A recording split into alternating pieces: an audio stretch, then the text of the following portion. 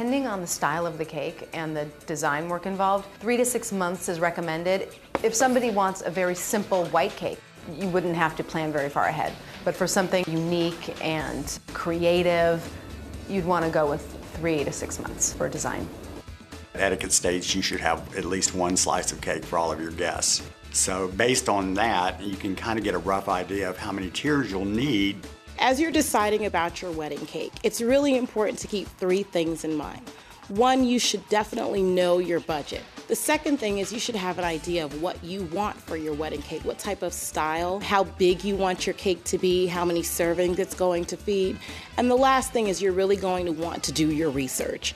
Know how much the average wedding cake costs in your area. Some of the more important things are whether the person is professionally trained or has experience, that they really understand the food product. They're not just looking at it from a decorator's perspective, but they have sort of a whole vision of what they're trying to achieve. They know how to decorate a cake, they know how to make it taste good, they know how to get it there in one piece. They can advise you on whether buttercream's going to work for you in July in Texas, or if you should go with fondant. Flavor is every bit as important as the way your wedding cake looks. And don't be afraid to use different cake flavors or fillings for each tier of your wedding cake. Some flavors of cake work better than others in different times of the years. For instance, if you're having a summer wedding, obviously you don't want to go with something very heavy. You want to keep on the lighter side, normally in the fruits like lemons and raspberries, whereas a winter wedding, you can do anything. You know, more of the chocolate-based cakes and the more rich kind of cakes too.